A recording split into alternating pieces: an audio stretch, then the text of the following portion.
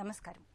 న్యాయసేవ కార్యక్రమానికి స్వాగతం. ఇవాల్టి మన అంశం లోక్ అదాలత్లు న్యాయ సహాయం. ఈ అంశంపై సలహాలు సూచనలు అందించడానికి మనతో పాటు ఉన్నారు 9వ అదనపు జిల్లా judge city civil court Hyderabad K Muralimohan గారు, అలాగే న్యాయవాది మాజీ జిల్లా జడ్జి వరంగల్ జి అనిల్ కిరణ్ కుమార్ గారు.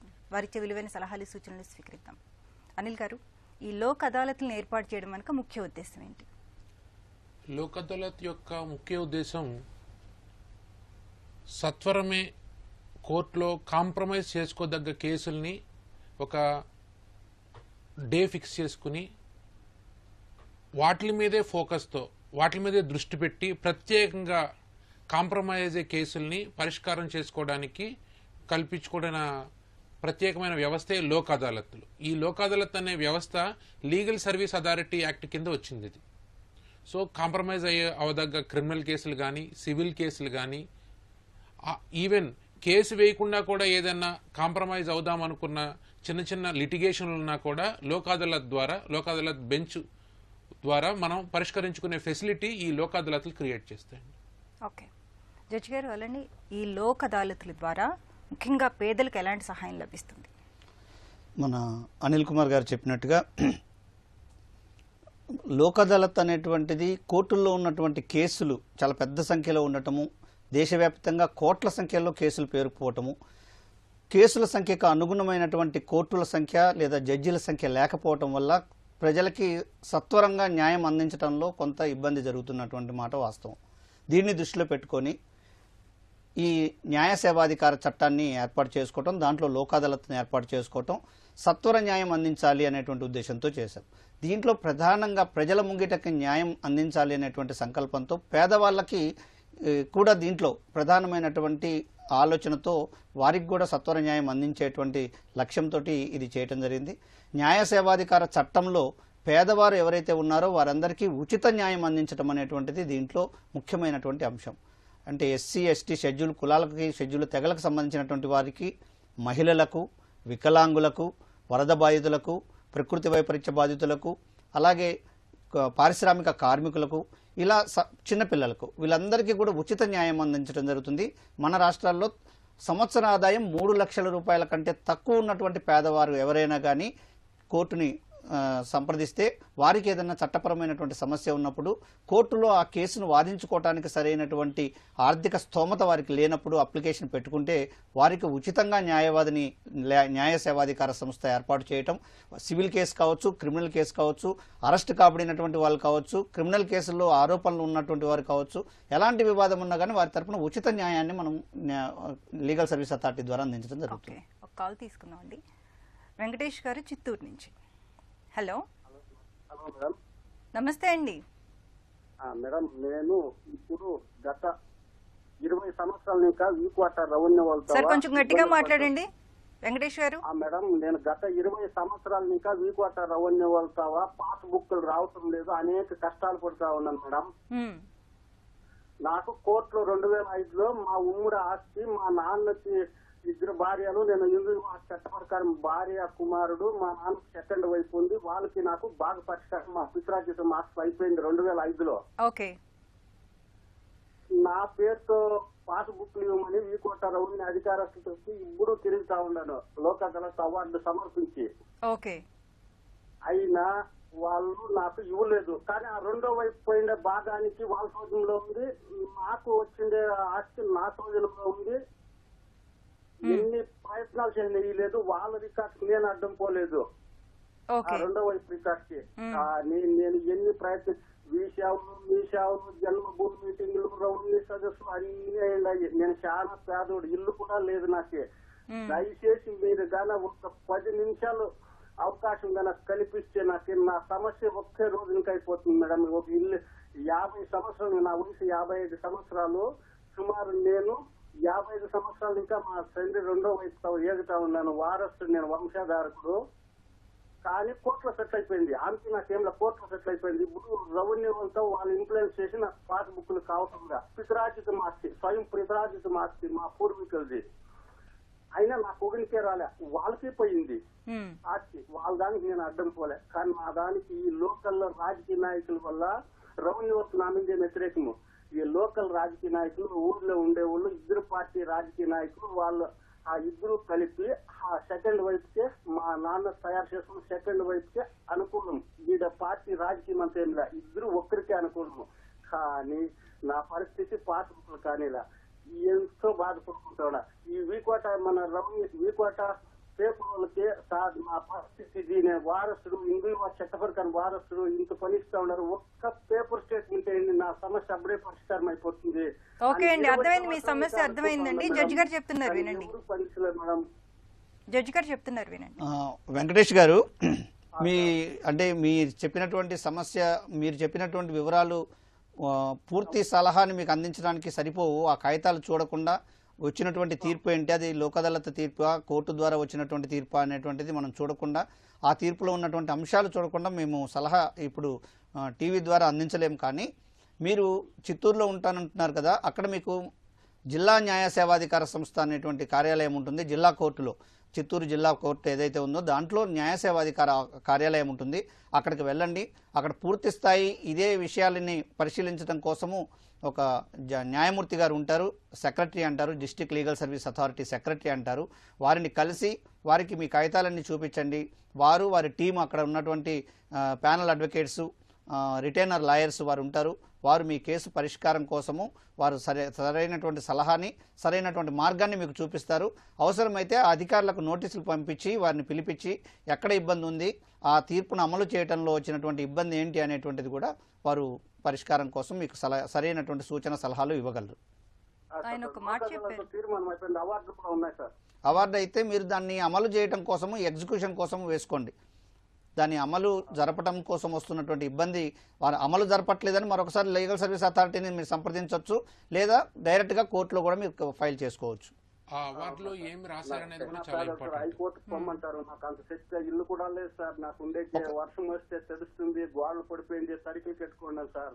3 పిల్లోళ్ళు, గవర్నమెంట్ ఆర్థిక రాయలు కూడా లేదు, పిల్లలు చదువుకునేది డిగ్రీ అయ్యిండారు పిల్లోళ్ళు. అందుకే మీరు ఒకసారి వెంకటేష్ గారు, మీరు ఒకసారి జిల్లా న్యాయ సేవాధికార సంస్థను చూడండి, వెళ్ళి కలవండి. అక్కడ మీ సమస్యను వింటారు, మీకు సరైనటువంటి పరిష్కారం అందిస్తారు. ఆ లోక్ అదాలత్ అవార్డు ఏదైతే వచ్చిందని చెప్తున్నారో ఆ అవార్డు తీసుకుని వెళ్ళి అది నాకు ఇచ్చారు, అది అమలు కావట్లేదు, దీనికి నెక్స్ట్ ఏం చేయాలో అని వారినే ప్రశ్న వెళ్ళి అడిగితే వారు ఒక మార్గం చెప్తారు. అది మాత్రమే లోక్ అదాలత్ యొక్క పరిధి. ఓకే, మరో కాల్ తీసుకుందాం అండి. కాకినాడ నుంచి చిన్ని గారు. హలో, నమస్తే అమ్మా, చెప్పండి. నమస్తే మేడం. జడ్జి గారికి నమస్తే మేడం. నమస్తే అమ్మా, చెప్పండి, మీ సమస్య ఏంటో చెప్పండి అమ్మా. అదే మేడం గారు, మా నాన్నగారు 1970 సంవత్సరంలో ఒక 8 సెంట్లు సైజు కొన్నారు మేడం. ఓకే, అంత కొంతమంది మేడం ఒకరి దగ్గర మా నాన్నగారు కమతం చేసేవారు మేడం. అయితే మా నాన్నగారికి ఇల్లు లేదనేసి పెళ్లి అవ్వట్లేదంట మేడం. ఓకే, పెళ్లి అవుతుంది లేదనేసి మా కుల పెద్ద ఒక ఆవిడ ఒకరి దగ్గర కమతం పెట్టి పెద్దవాళ్ళ దగ్గర అలా స్థలం ఇచ్చేలాగా ఒక 5 సంవత్సరాలు కుదిరికి స్థలం నాన్నగారికి వచ్చేలా చేశారు మేడం. చేసిన తర్వాత అలా రాతలు గట్ట అయితే ఇవ్వలేదు, కానీ ఆ స్థలం ఇచ్చేసి 200 పెళ్లి చేసుకోమని ఇచ్చారంట మేడం. అయితే ఆ సైజుకి మా నాన్నగారు ఆ రోజుల్లో రిజిస్ట్రింగ్ గట్ట ఏం చేయించుకోలేదండి. ఓకే, చేయించుకోకపోతే 80 సంవత్సరాలు మా నాన్నగారు చనిపోయారండి. ఓకే, మా నాన్నగారు చనిపోయిన తర్వాత ఒక 5-6 సంవత్సరాల తర్వాత మేము అందరూ చిన్నపిల్లలు మాట. నాన్నగారు చనిపోయినప్పటికి అన్నయ్యకే 14 సంవత్సరాలు. అప్పటి నుంచి మా చిన్నాళ్ళు మమ్మల్ని బాగా పెడతానే ఉన్నారండి. చెట్లో మాకు ఓటా ఉందండి. ఓకే, అలాగా ఓడుకున్నాం మేడం. 2004 సంవత్సరం నుంచి వాళ్ళు ఇల్లు కట్టి ప్రయత్నాలు చేశారు మేడం ఆ సైట్ లోని. ఓకే, ఇప్పుడు ఆ సైట్ లో ఎవరు కట్టుకున్నారు ఇల్లమ్మా?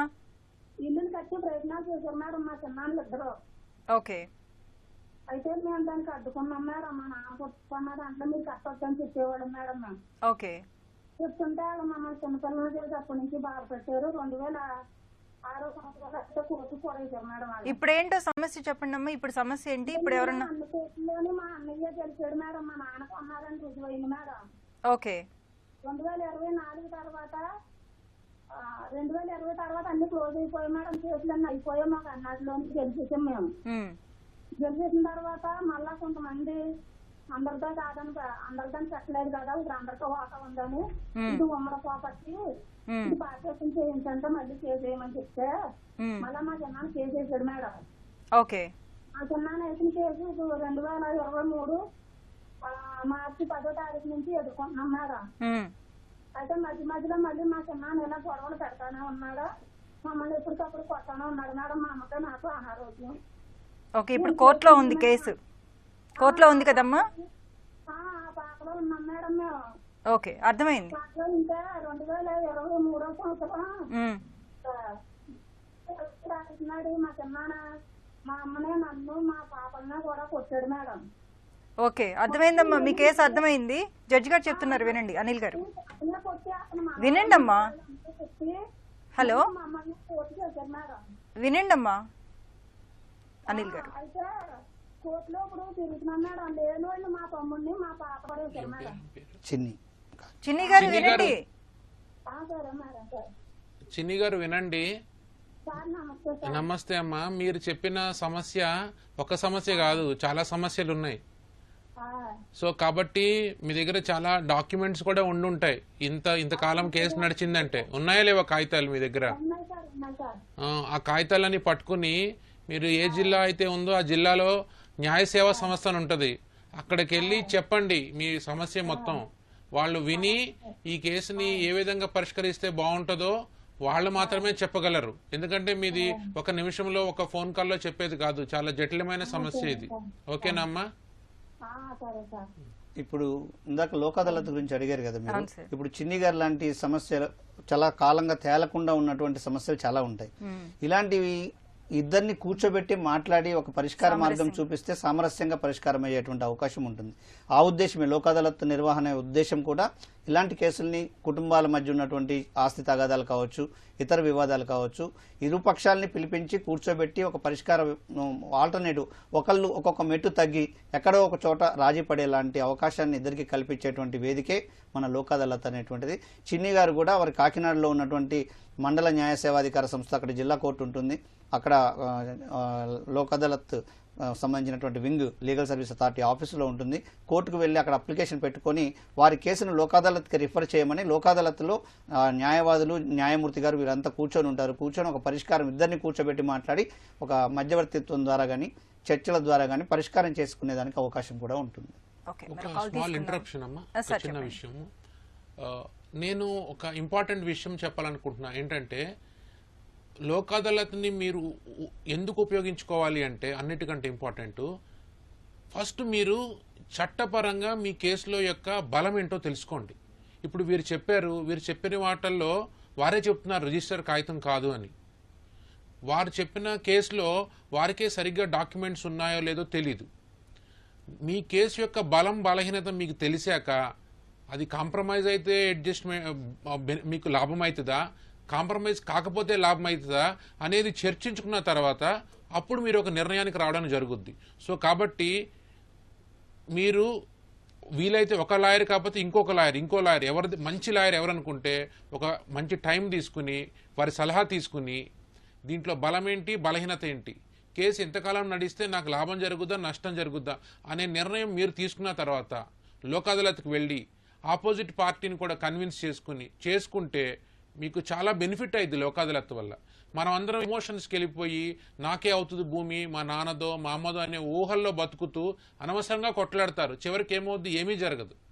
కాబట్టి నేను చెప్పేది ఏంటంటే కక్షిదారులు ఫస్ట్ కాంప్రమైజ్ అయితే జరిగే బెనిఫిట్ వైపు మీరు ఆలోచన మొదలుపెట్టండి. ఆలోచన మొదలు పెడితే మీరు అల్టిమేట్గా కేసు గెలిచినా పొందే బెనిఫిట్ ఈరోజే పొందొచ్చు, ఓడిపోతే కన్నా కాంప్రమైజ్ అవ్వటం ఇంకా బెనిఫిట్. సో ఇన్ని ఫెసిలిటీస్ మీకు లోక్ అదాలత్ అనే ఒక కొత్త విండో క్రియేట్ చేస్తుంది. వాటిని మీరు ఇండిపెండెంట్గా ఆలోచించి ఒక నిర్ణయానికి రావాలని నేను చెప్పాలనుకుంటున్నాను. మరో కాల్ తీసుకుందాం అండి. వైజాగ్ నుంచి జగన్నాథరావు గారు. హలో. జగన్నాథరావు అండి. నమస్తే అండి, చెప్పండి. నేను 84లో ఒక సైట్ కొన్నారండి. వాళ్ళ దగ్గర నుంచి నేను సెకండ్ పార్టీ నేను 98లో నేను తీసుకున్నాను. నేను ఆర్టీసీ రిటైర్డ్ ఎంప్లాయీని. ఓకే. నేను లోన్ కూడా పెట్టుకున్నాను, సర్వీస్ లోన్ కూడా తీరిపోయిందండి. నేను రిటర్న్ కూడా అయిపోయాను 2018లోనే. 19 వెళ్ళి మాకు హైదరాబాద్ లో డాక్యుమెంట్ ఇచ్చారు, విజయవాడ పంపించారు. విజయవాడ నుంచి తెచ్చుకున్నాను డాక్యుమెంట్. మా స్థలం కొంత సైడ్ 2.5 గజాలు చిల్లర సుమారు ఆక్రమించుకున్నానండి సైట్ అప్పుడులో. ఆయన గొడవలో ఉంటుండగా వేరే వాళ్ళకి అమ్మిస్తారు మాకు తెలియకుండాను. అమ్మేసి ఇప్పుడు మేము ఎలాగే కొనుక్కున్నాం, ఎలాగే ఉంటుంది, మేము ఇవ్వనంటున్నారు ఆయన. అది ఏం చేస్తే సరిపోద్ది లీగల్ గా. స్థలం ఎక్కడుందండి? స్థలం ఇప్పుడు ఆల్రెడీ ఇక్కడే Gajuwaka bus depot near Malkapuram post, Sriharipuram, Visakhapatnam. Okay అండి. అవును ఏమండి జగన్నాథరావు గారు, ఇంకా మీ సమస్య ఇంకా కోర్టు దాకా చేరలేదు కదా? కోర్టుకి వెళ్ళదండి. సరే, మంచిదండి. ఇలాంటి ఇప్పుడు మేము ఈరోజు ఈ చర్చలో పాల్గొనేటువంటి ఉద్దేశం కూడా మీలాంటి వారికి ముఖ్యంగా కోర్టు దాకా పోయి కోర్టులో కేసు ఫైల్ చేసుకొని మళ్ళీ సంవత్సరాల తరబడి కోర్టు చుట్టూ కొట్లాడకుండా ముందుగానే దీనికి ఒక పరిష్కారము, చట్టబద్ధమైనటువంటి పరిష్కారము, న్యాయబద్ధమైన పరిష్కారము, రాజీ పద్ధతిలో పరిష్కారం చేసుకోవడానికి కోసం కూడా మనం ఈ లోక్ అదాలత్ని వాడుకోవచ్చండి. మీరు సమీపంలో ఉన్నటువంటి మీ జిల్లా కోర్టులో కానీ, గాజువాక కోర్టులో కావచ్చు, విశాఖపట్నంలో ఉన్నటువంటి జడ్జి కోర్టు ఉంటుంది కదా మీకు, అక్కడ కానీ మీరు లీగల్ సర్వీస్ అథారిటీ ఆఫీస్ ఉంటుంది, న్యాయ సేవాధికార సంస్థ అంటారు. అక్కడ మీరు ఒక రాతపూర్వకంగా దరఖాస్తు పెట్టుకోవచ్చు. అది ఎలాంటి కోర్టు ఫీజు పెట్టక్కర్లేదు. ఒక తెల్ల కాగితం మీద దరఖాస్తు రాసి మీ సమస్య, మీకు సంబంధించినటువంటి కాగితాలు జిరాక్స్ పెట్టి, ఎవరైతే మీకు సమస్యని సృష్టిస్తున్నారో, ఎవరైతే మీ భూమిని ఆక్రమించుకోబోతున్నారు లేదా ఆక్రమించుకున్నారో వారికి సంబంధించినటువంటి వివరాలు, అడ్రస్ రాసి ఒక దరఖాస్తు ఇస్తే ప్రీ లిటిగేషన్ కేసు అంటారండి. కోర్టు దాకా చేరక ముందు ఉండేటువంటి వాటిని పిఎల్సి కేసెస్ అంటారు. వీటిని వారికి నోటీస్ పంపించి మీ దగ్గర 5 పైసలు ఖర్చు లేకుండా, ఎలాంటి కోర్టు ఫీజు లేకుండా, ఈవెన్ కోర్టు లాయర్ గారిని కూడా పెట్టుకోవాల్సినటువంటి అవసరం ఉండదు. మీకు అవసరమైతే కోర్టు వారే ఒక లాయర్ని కూడా మీకు ఏర్పాటు చేస్తారు లీగల్ సర్వీస్ అథారిటీ నుంచి. వారిని పిలిపించి ఇద్దరిని కూర్చోబెట్టి వారి దగ్గర ఉన్న కాగితాలు ఏంటి, మీ దగ్గర ఉన్నటువంటి కాగితాలు ఏంటి, మరి ఎవరి దాంట్లోకి ఎవరు వెళ్తున్నటువంటి పరిస్థితి ఉంది, లేదు అంటే దానికి ఏమైనా సర్వే చేయించాల్సినటువంటి అవసరం ఉందా, ఇలాంటి సలహా మీకు ఇచ్చి ఒక చట్టబద్ధమైనటువంటి పరిష్కారం మీకు చేసి ఒక కాగితం తయారు చేసి ఇద్దరి తరపున రాజీ పద్ధతిలో ఆ కాగితం రాసి ఇద్దరితో సంతకం పెట్టించి అవార్డు పాస్ చేసేదానికి అవకాశం ఉంటుంది. ఇలాంటి కేసెస్ చాలా మేము లీగల్ సర్వీస్ అథారిటీ నుంచి స్టేట్ 2 రాష్ట్రాల్లో కూడా, త్రూఅవుట్ ఇండియా కూడా ఇలాంటివి పరిష్కారం చేస్తున్నాం. లోక్ అదాలత్లో పరిష్కారం చేసుకున్నటువంటి పేపర్కి చాలా వాల్యూ ఉంటుంది, దాన్ని అవార్డు అంటారు. దీన్ని అప్పీల్ కూడా తావులేదు. ఈవెన్ ఒక కోర్టులో కేసు గెలిస్తే ఓడిపోయినటువంటి వారు పై కోర్టుకు వెళ్తారు, అక్కడి నుంచి సుప్రీంకోర్టు దాకా వెళ్లేదానికి అవకాశం ఉంది, చట్టం అవకాశం ఇస్తుంది. కానీ లోక్ అదాలత్లో రాజీ పద్ధతిలో ఒకసారి కేసు పరిష్కారం అయితే దాని మీద అప్పీల్ వేసుకోవడానికి అవకాశం ఉండదు, అదే తుది తీర్పు అవుతుంది. ఎలాంటి ఫీజు చెల్లించాల్సిన అవసరం ఉండదు, ఎలాంటి ఖర్చు కూడా ఉండదు. ఇంకొకటి, ఎలాంటి కేసెస్ లోక్ అదాలత్లో పరిష్కారం చేసుకోవాలనేటువంటిది చాలా మందికి తెలియదు. ఇప్పుడు మీకు కోర్టులో పెండింగ్లో ఉన్నటువంటి కేసులు కావచ్చు, అంటే సివిల్ కేసులు, అన్ని కేసులు కూడా రాజీ పద్ధతిలో పరిష్కారం కావచ్చు. ఒకవేళ సివిల్ కేసు అయి ఉంటే భూమి తగాదాలు కావచ్చు, బ్యాంకుతో లావాదేవీలు కావచ్చు, అలాగే కుటుంబానికి మధ్య ఉన్నటువంటి భార్యాభర్తలకు సంబంధించినటువంటి వివాదాలు కావచ్చు, లేదా ఆస్తి పంపకాలకు సంబంధించినటువంటి కావచ్చు, అప్పు వివాదాలు కావచ్చు, ఎలాంటి సివిల్ కేసులైనా కానీ రాజీ పద్ధతిలో లోక్ అదాలత్ ద్వారా పరిష్కారం చేసుకోవచ్చు. కొత్తగా కేసులు వేసుకునేవారు డైరెక్ట్గా లీగల్ సర్వీస్ అథారిటీలో దరఖాస్తు పెట్టుకోవచ్చు ఇందాక నేను చెప్పినట్టుగా, లేదా ఆల్రెడీ పెండింగ్లో ఉన్నటువంటి కేసుల్ని లోక్ అదాలత్కి రిఫర్ చేయండి అని మీరు మీ లాయర్ గారి ద్వారా కానీ మీరు నేరుగా కానీ జడ్జి గారికి ఒక దరఖాస్తు పెడితే ఆ కేసును కూడా లోక్ అదాలత్కి పరిష్కరించి అవతల వారికి నోటీస్ ఇస్తారు. క్రిమినల్ కేసులు కూడా లోక్ అదాలత్లో పరిష్కారం చేసుకునేదానికి అవకాశం ఉందండి. వాటిల్లో ముఖ్యంగా చెక్ బౌన్స్ కేసులు ఉంటాయి, 138కి సంబంధించినటువంటి నెగోషియబుల్ ఇన్స్ట్రుమెంట్ యాక్ట్ కేసెస్ అంటాం. అలాగే రాజీ పడదగినటువంటి క్రిమినల్ కేసులు, మరి భార్యాభర్తల మధ్య జరిగేటువంటి గొడవలు 498A కేసు కావచ్చు, లేదంటే చిన్న చిన్న కొట్లాటలకు సంబంధించినటువంటి కావచ్చు, చిన్న చిన్న యాక్సిడెంట్ గాయాల ద్వారా యాక్సిడెంట్లో గాయాల ద్వారా బాధితులు ఎవరైనా ఉంటారు వారు కావచ్చు, ఇవన్నీ కూడా లోక్ అదాలత్లో పరిష్కారం చేసుకోవచ్చు. వీటితో పాటుగా మోటారు యాక్సిడెంట్ ప్రమాదాలకు సంబంధించినటువంటి ఇన్సూరెన్స్ క్లెయిమ్స్ ఉంటాయండి. యాక్సిడెంట్ అయ్యాక కుటుంబంలో ఒకరు చనిపోతారు, ఆ కుటుంబ సభ్యులందరూ రోడ్డు పాలవుతారు, వారందరూ కూడా లోక్ అదాలత్ ద్వారా మోటార్ యాక్సిడెంట్ క్లెయిమ్స్ని, లేదా గాయాలతో బాధపడేటువంటి వారు కూడా లోక్ అదాలత్లో ఇన్సూరెన్స్ క్లెయిమ్లు వేసుకోవచ్చు. మన దేశవ్యాప్తంగా సెప్టెంబర్ 14వ తారీఖున జాతీయ లోక్ అదాలత్ జరుపుకోబోతున్నాం. సెప్టెంబర్ 14. ఈలోగా కూడా లోక్ అదాలత్ మీద అవగాహన కల్పించడానికి, లేదా కేసుల ముందు ఒకే సిట్టింగ్లో పరిష్కారం కావు కాబట్టి దఫాలుగా కేసులను సెటిల్ చేసుకోవడం కోసం ప్రీ లోక్ అదాలత్ సిట్టింగ్స్ అనేటువంటివి ఏర్పాటు చేసుకొని ప్రతి సాటర్డే వాటి మీద కూర్చొని లీగల్ సర్వీస్ అథారిటీ తరఫున కూర్చొని సెప్టెంబర్ 14న మ్యాక్సిమం నెంబర్ ఆఫ్ లక్షలాది కేసుల్ని ఆ రోజు పరిష్కారం చేసుకోబోతున్నాం. ఎవ్రీ 2 monthsకి సెకండ్ సాటర్డే రోజు లోక్ అదాలత్ నిర్వహించి క్రిమినల్ కేసులు, రాజీ పడదగిన క్రిమినల్ కేసులు మరియు అన్ని సివిల్ కేసులు కూడా పరిష్కారం చేసుకోవడం జరుగుతుందండి. ఓకే అనిల్ గారు, అలానే ఎలాంటి కేసులు పరిష్కరించబడవు లోక్ అదాలత్? ఇప్పుడు ఆల్రెడీ మన మురళీమోహన్ గారు పరిష్కరించబడేవి చెప్పారు, పరిష్కరించబడని కేసులు ఏమున్నాయి? ఇప్పుడు మన సిఆర్పిసిలు అంటే కొత్తగా వచ్చిన క్రిమినల్ ప్రొసీజర్ కోడ్లు కూడా నాన్ కాంపౌండబుల్ కేసెస్ అని ఉంటాయి. ఓకే, కాంప్రమైజ్ చేసుకోకూడని కేసులు ఏవైతే ఉంటాయో అవన్నీ కాంప్రమైజ్ కావు. ఏవైతే కాంప్రమైజ్ చేసుకోవచ్చు అని సిఆర్పిసిలో చెప్పబడతాయో వాటిని మాత్రమే మనం కాంప్రమైజ్ చేసుకోవచ్చు. సివిల్ కేసులు అనుకోండి అన్ని కాంప్రమైజ్ చేసుకోవచ్చు సివిల్ డిస్ప్యూట్స్ అయితే. ఓకే, ఇప్పుడు పోక్సో కేసు ఉంటాయి, చిన్నపిల్లల మీద అత్యాచారాలకు సంబంధించి, అవి రాజీ పట్టడానికి అవకాశం లేని కేసు. మర్డర్ కేసు ఉంటుంది, రేప్ కేసెస్ ఉంటాయి. ఇలాంటివన్నీ కూడా రాజీ తీవ్రమైన నేరాలు ఏవైతే ఉన్నాయో వాటిని రాజీ పడేదానికి అవకాశం ఇవ్వట్లేదు చట్టం. చిన్న చిన్న దొంగతనాలు ఉంటాయి, చిన్న చిన్న కొట్లాట్లు ఉంటాయి, నేను ఇందాక చెప్పినటువంటి యాక్సిడెంట్, ఇవి మాత్రం పరిష్కారం చేసుకోవడానికి రాజీ పట్టడానికి అవకాశం ఉండేటువంటి కేసు. ఈ లోక్ అదాలత్ ని ఎందుకని సెప్టెంబర్ 14 ఇలా ఒక స్పెషల్ డే ని ఫోకస్ చేసి చేస్తున్నారు కదా, మనము యాజ్ ఏ లిటిగెంట్గా, కక్షిదారుడిగా ఇది ఒక అవకాశం మనకు కూడా. ఎందుకంటే కోర్టే మన దగ్గరికి వచ్చి యాక్టివ్గా కేసు సాల్వ్ చేసి పెడతా, పరిష్కరించి పెడతా అంటుంది. మామూలుగా మనము అంటే ఒక సిటిజన్గా మనం ఆలోచిస్తే జనరల్గా అందరూ ఏమంటారు, కోర్టులో కేసులు కావు టైం పడుతుంది అంటారు. కానీ కోర్టు యాక్టివ్గా నేను చేసి పెడతాను అని అంటున్నప్పుడు మనము యాజ్ ఏ లిటిగెంట్గా, ఒక సిటిజన్గా మన కేసుని పరిష్కరించుకుని ఒక ప్లాన్ తయారు చేసుకుని ఈ ఆపర్చునిటీని వాడుకునేలాగా లిటిగెంట్ కూడా యాక్టివ్గా తయారవ్వాలి అనేది కూడా చాలా ఇంపార్టెంట్. దాని కొరకే మనం కేసు యొక్క బలం, బలహీనత తెలుసుకోవాలి. ప్రతి ఒక్కరు నా కేసులో బలం ఉందని ఒక ఊహలో బతుకుతూ చాలా సంవత్సరాలు వేస్ట్ చేస్తుంటారు. కాబట్టి నేను అందరికీ చెప్పేది ఏంటంటే, ముందు మీ కేసు యొక్క బలం, బలహీనత తెలుసుకోండి. ఈ అవకాశాన్ని వాడుకుంటే మీకు జరిగే బెనిఫిట్ ఏంటో తెలుసుకోండి.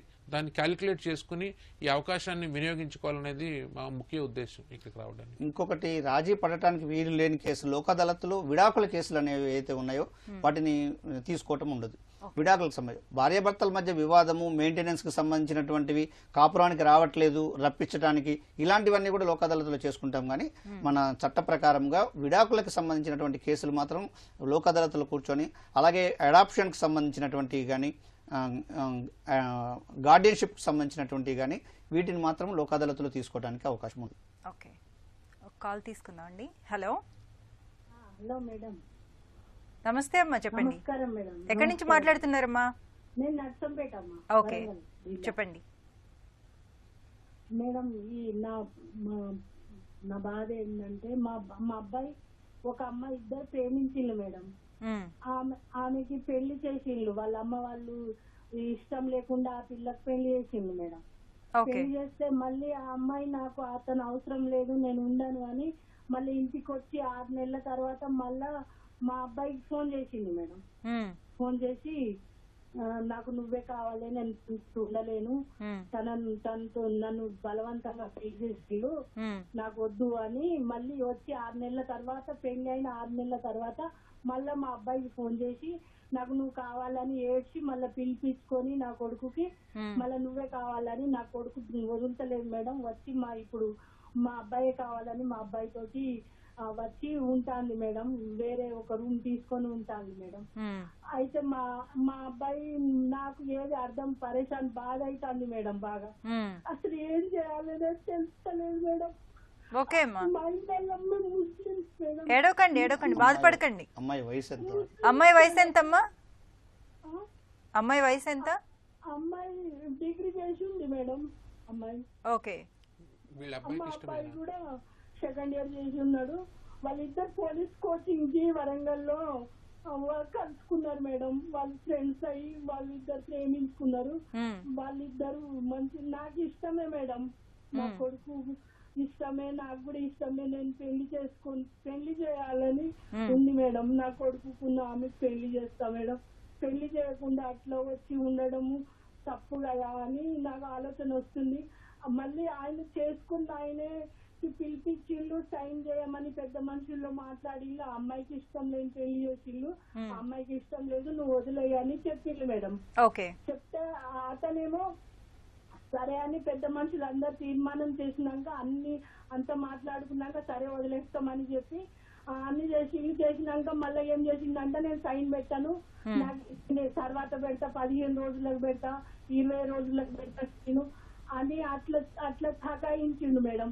పెడతలేడు మేడం. ఈ అమ్మాయి ఏమో జీవితం ఆగమైతుంది. ఇప్పుడు నా కొడుకు కావాలని వచ్చిన అమ్మాయిని జీవితం ఎందుకు ఆగం చేయాలి? సరే ఏ పిల్లైనా చేసేదే, ఏ కులమైనా గానీ ఏదైనా గానీ మా దాంట్లో కలుపుకొని మేము చేసుకుంటామని అని కూడా చెప్పిన మేడం. నా కొడుకు నువ్వు బాధపడకు, డబ్బును ఏమన్నా చేసుకుంటే బాధ అవుతుంది కానీ బతురా ఆ అమ్మాయిని ఇష్టంగా మేము చేసుకొచ్చి ఇంట్లో పెట్టుకుంటాం, పెళ్లి చేస్తానేనని చెప్పిన మేడం. మీరు హిందువులేనమ్మా? సరే అని అమ్మాయిని తీసుకొచ్చి మేడం. అబ్బాయి అబ్బాయితో ఉంది అమ్మాయి. వినండి అమ్మా, మీరు హిందువులేనా? ముస్లిమ్స్. అమ్మాయి వాళ్ళు తెలుగు వాళ్ళు, హిందువులు మేడం. ఓకే జడ్జి గారు అమ్మాయికి వినండి అమ్మా, జడ్జి గారు చెప్తున్నారు వినండి. సరే ఏమ్మా, ఇప్పుడు ఇవి మీరు చెప్పినటువంటి సమస్య చాలా సందర్భాల్లో చాలా చోట్ల చూస్తున్నాం, కేసులు కోర్టులో కూడా నడుస్తున్నాయి. కొంత అవగాహన లేక అట్లాగే ఆ అమ్మాయి వెళ్ళిపోయి అతనితో ఉండటము, లేదా ఇతను భార్యను వదిలేసి ఎవరితోటో ఉండి అతనితోటి వాళ్ళ ద్వారా పిల్లలకు అంటం అనేటువంటిది కూడా మనం చూస్తున్నాం.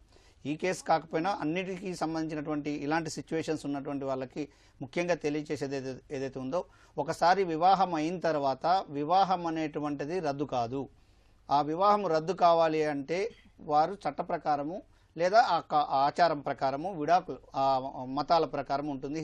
హిందూ ధర్మశాస్త్ర హిందూ చట్టం ప్రకారము, హిందూ వివాహ చట్టం ప్రకారము ఆ పెళ్లి రద్దు కావాలంటే విడాకుల ద్వారా, కోర్టు ద్వారా విడాకులు తీసుకోవాల్సి వస్తుంది. ఇప్పుడు ఆ అమ్మాయి హిందూ అమ్మాయి కాబట్టి ఆ అమ్మాయి కోర్టు ద్వారా విడాకులు తీసుకుంటే తప్ప మొదటి భర్తతోటి ఏదైతే వివాహం ఉందో అది రద్దు కాదు.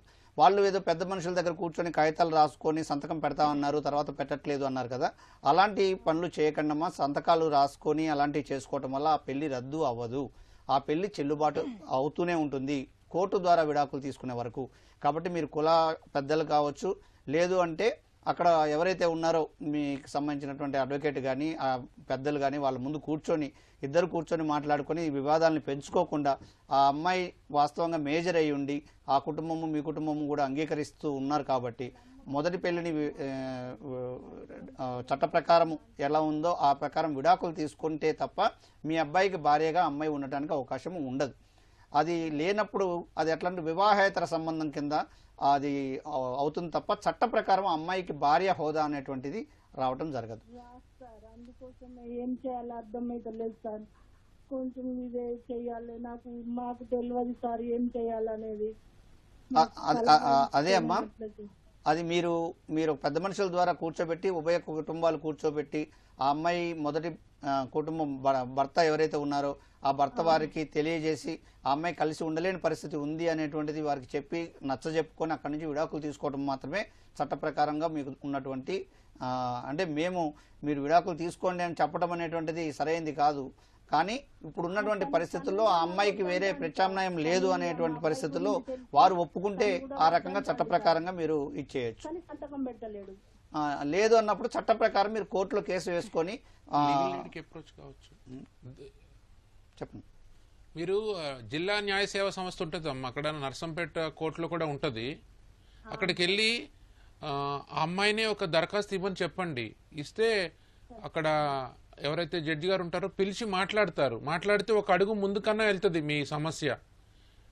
ఓకే, దానికి ఎటువంటి ఖర్చు కూడా ఉండదు. మీ సమస్యను మీరు అక్కడికి వెళ్ళి చెప్పుకోవటం వల్ల వాళ్ళు పిలిపించి జడ్జి గారు వాళ్ళని కన్విన్స్ చేసే ఒక ప్రయత్నం జరుగుతుంది. అది ఒక అడుగు ముందుకు వెళ్తుంది మీది. ఖచ్చితంగా ఒక ప్రయత్నం చేయండి అక్కడ. సరేనమ్మా? ఓకే అండి, థ్యాంక్ యూ సో మచ్. ఇప్పటివరకు మనం లోక్ అదాలతులు, న్యాయ సహాయం అంశంపై సలహాలు, సూచనలు స్వీకరించాం. వచ్చే శనివారం 9:30 న్యాయ సేవ కార్యక్రమంలో మళ్ళీ కలుసుకుందాం. అంతవరకు సెలవు. నమస్కారం.